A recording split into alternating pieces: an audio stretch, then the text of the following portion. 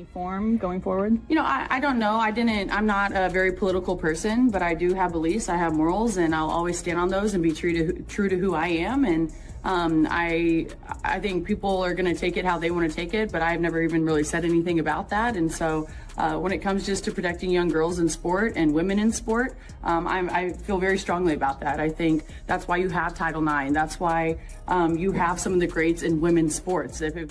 The landscape of women's professional basketball is experiencing seismic shockwaves right now following an unprecedented showdown. What transpired on the hardwood between the Indiana franchise and their Connecticut rivals far exceeded a standard matchup, morphing into a spectacular display of rapid-fire retribution that will be remembered for years. Brittney Griner, fresh off inking a hefty single-season contract with her new squad for the 2026 campaign, attempted to leverage her towering frame to harass and unsettle rising phenom Caitlin Clark. The veteran center banked on shattering the rookie's composure, yet she severely miscalculated the situation. She completely overlooked the presence of Indiana's ultimate protector, Sophie Cunningham. The moment the seasoned pro targeted the young guard, the sharpshooter retaliated with thermonuclear intensity. We are discussing an astonishing behind-the-scenes clash, a savage media press conference dressing down, and a profound public shaming that left the opposition utterly decimated. Anyone who believed the league's atmosphere was already toxic is entirely unprepared for this new level of hostility. From anybody with half a brain cell today. No doubt about it. Now, right here, double technicals for Sanaya Rivers and Caitlin Clark, who exchanged words after a Connecticut foul. That's 7 technicals for Caitlin Clark. One more, and she will be suspended. I hope they rescind this one because I thought it was complete bullshit. You see that score, 123-88. The Indiana Fever set a record for points in the first half of a game with 70 tonight. Wow. Yeah, and Caitlin Clark. This contest ignited immediately, revealing glaring weaknesses in the establishment players, while undeniably cementing the reality that messing with the superstar guard carries severe consequences. To fully grasp the sheer scale of this demolition, one must rewind to the exact moment tempers flared under the bright lights. The two squads were entrenched in a grueling, fiercely competitive slugfest, where the rookie sensation was orchestrating her usual magic, commanding the floor and casually sinking deep perimeter shots. This relentless onslaught left the opposition scrambling for answers as their desperation peaked. The breaking point arrived deep into the penultimate period of play, when the veteran center, sporting her fresh colors, delivered a remarkably hostile and unchecked offensive blow directly to the young playmaker. Connecticut Sun, 27 points, 11 assists in just 27 minutes. Indiana Fever beat the absolute dog crap, beat the brakes off the Connecticut Sun, 123-88. 70 points in the first half. This is what the Indiana Fever offense looks like when Stephanie White gets the hell out of Caitlin Clark's way. We got to get into it and break this game down. Caitlin Clark breaking records as always. Only the GOAT can do this. Only the GOAT can do this. Take a look at this here, courtesy of ESPN Insights. Another historic night for Caitlin Clark. Caitlin Clark became the first player in WNBA history to record. Rather than accepting the whistle gracefully, the towering center erupted in anger and escalated the physicality by aggressively invading the smaller guard's personal bubble to cast an intimidating shadow over her. In a highly questionable and puzzling decision, the officiating crew slapped the sharpshooting phenom with matching technical infractions, suddenly flipping the game's energy. The opposing sideline erupted in celebration, convinced they had finally cracked the rookie's mental armor, while the veteran flashed a condescending grin, certain her classic bullying techniques were succeeding. That is exactly when the Indiana coaching staff executed a rotational adjustment that fundamentally altered the season's narrative. Stepping onto the hardwood was their fierce perimeter defender, a crucial pickup from a prior trade who had recently penned an extension for this current 2026 championship pursuit. She was not checking in merely to contest shots, her mission was to deliver a punishing verdict. Immediately following the dead ball, the substitute glared directly at the imposing center and resolved to obliterate their opponent's ambitions. Delivering swift justice, she sprinted down the floor, received a flawless feed from the targeted guard, and ruthlessly buried a deep jumper right over the veteran's outstretched arms, sending the crowd into a frenzy. Refusing to let up, her subsequent trip down the floor featured a ferocious drive into the key, absorbing a heavy collision from the big defensive anchor, and successfully converting a highly contested bucket while drawing the whistle for a three-point opportunity. Nice little drive. And hits the little floater. That's good stuff. This is my boy Venom. Welcome back, Venom. Venom Reacts. Go subscribe. He's back after his auto accident. And he was away for some days. He is straight up back. And he's going to be calling this on this Ty Harris to CC situation. Oh my gosh, Caitlin Clark is cooking. Come here, Sanaya. Step back. Oh my gosh. Give that guy a map. Curling off the screen. Come here. Curry 3. Bang. C22. What's up, Venom? Good to see you back, man. No doubt about it. His channel is growing. Talked to Venom tonight before the game. Good stuff. Good stuff. Caitlin again. Way out. Bam. Knocks it down from way outside. Good stuff. Absolutely good stuff. Caitlin Clark, let's see it. This is going to be an and one. She going to drive.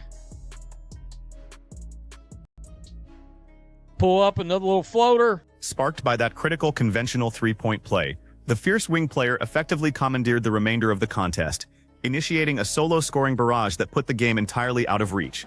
Locking eyes with the opposing center, she gestured menacingly toward the rival sideline, instantly draining whatever bravado they had left. This infectious surge of dominance radiated throughout the home roster, completely neutralizing their stunned opponents. The final horn sounded on a lopsided thrashing, with the veteran center left gaping at the final tally in absolute shock. However, the true chaos and unprecedented fallout were just preparing to erupt away from the hardwood. As brutal as the athletic dismantling was, the fiery forward's post-game conduct triggered absolute pandemonium within the league's executive offices. Refusing to quiet down or slip away peacefully, she marched straight to the post-game media availability and unleashed a blistering verbal assault on the seasoned big woman.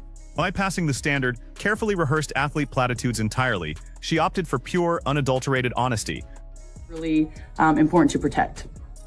Do you think, I guess along the line like that, it goes against perhaps, some people might say, hey, for the trans community, this could be something that could come back on us or be targeted against us. Like, how do you, I guess, view that sort of critique? Like I said, I extend love, and I don't dislike anyone. Like, I think there is room for absolutely everyone here, and I think there's room to love everyone. And I truly think when you get people in the same room, and you have conversations, you actually have a lot in common with a lot of people. And so I'm there to love.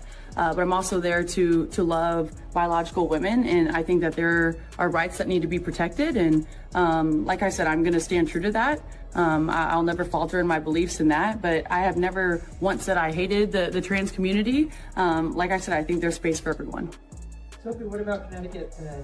Tell us a little bit about the game. What are you thinking about Keys or guard and Brittney? You know her so well. Yeah, I think it has been so fun. I played with BG for 6 years, and so I know her like the back of my hand. And as of late, she's been playing really good. She's been playing like OG Brittney, and so we have our hands full down in the paint. I really think actually Connecticut is playing really good as a whole. I think everyone's playing their role really well from top to bottom. They don't go out there and do anything outside of what they do, and that makes it difficult. And so, yeah, you could look at standings and where they're at in the league, but when you do that in this league, you're going to get beat by 50. And so we have one more game before break, and we cannot take this game lightly at all. And so we have to come out with following our scout, following our... Without hesitation, she publicly condemned the deliberate physical harassment, establishing a firm boundary that any further efforts from veteran players to brutalize their franchise cornerstone would be met with total public humiliation on the biggest broadcasting stages. Her fiery declaration served as a league-wide warning, targeting their floor general guarantees that she will personally intervene to make a mockery of the offending organization. Basketball enthusiasts are practically foaming at the mouth over this unprecedented protective stance. It has become abundantly clear that this squad cannot be rattled, forcing older generations of players to accept that their archaic intimidation strategies hold zero weight against this modern basketball movement. By attempting to employ underhanded tactics, the opposing squad was scorched by immediate, unrelenting payback. The moment the seasoned center pushed the boundaries, the team's designated enforcer permanently secured her reputation as the most feared bodyguard in professional women's basketball. Comments that some would deem controversial. She's a teammate of Caitlin Clark. She plays on the Indiana Fever.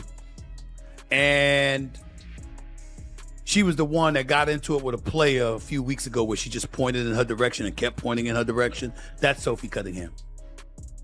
Well, anyway, she made some comments that were deemed relatively controversial.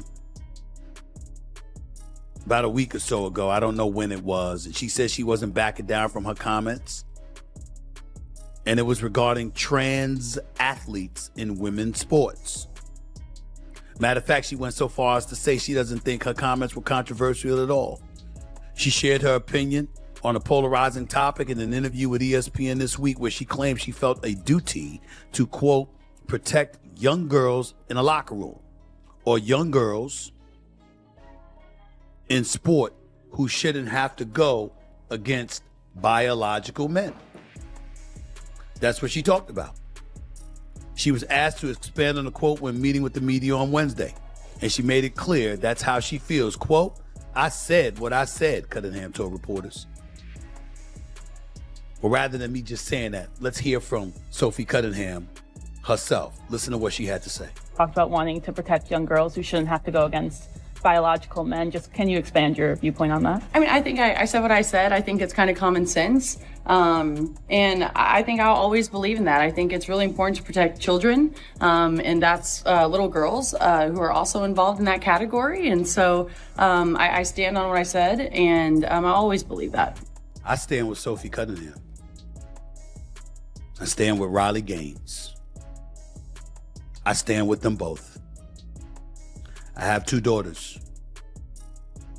They don't participate in sports, but if they did, that would be my position. And I think it's important to emphasize what Sophie Cunningham said a bit further. She said, I think I'll always believe that. I think it's really important to protect children and that little girls who are also involved in that category. So I stand on what I said, and I will always believe that. She claims she's not a political person, but she does have morals and beliefs, and she will always stay true to them. When asked if her stance could negatively impact the trans community, Cunningham said she's not speaking out of hate. She doesn't dislike anyone. She says, quote, "I think there is room for absolutely everyone here, and I think there's room to love everyone. I truly think when you get people in the same room and you have conversations, you actually have a lot in common with a lot of people. I'm there to love, but I'm also there to love biological women, and I think that there are rights that need to be protected. And like I said, I'm going to stand true to that. I'll never falter in my beliefs in that, but I have never once said I hated the trans community. Like I said, I think there's space for everyone." I can't applaud her enough. This notion that you're hating on the trans community because you are not a proponent of them participating in female sports is utterly ridiculous. Sophie Cunningham said every word right on the money. There's no hate involved. There's only love we're talking about. But what happened to loving girls who are born biologically as girls? What about their rights? What about fairness associated to... Now it is time to hear from you regarding this unbelievably chaotic, high-stakes theatrical display. Do you believe this fierce protector's actions just completely derailed the opposition's entire championship campaign? Leave your most brutal, unvarnished reactions down in the discussion section below. Tap that thumbs up icon, join the community by subscribing, and ring the notification bell to ensure you never miss out on another massive breakdown of the league's most explosive storylines. This complete breakdown is fully finalized and ready for the masses, so prepare for the engagement to skyrocket, and let me know when it is time to tackle the next major controversy.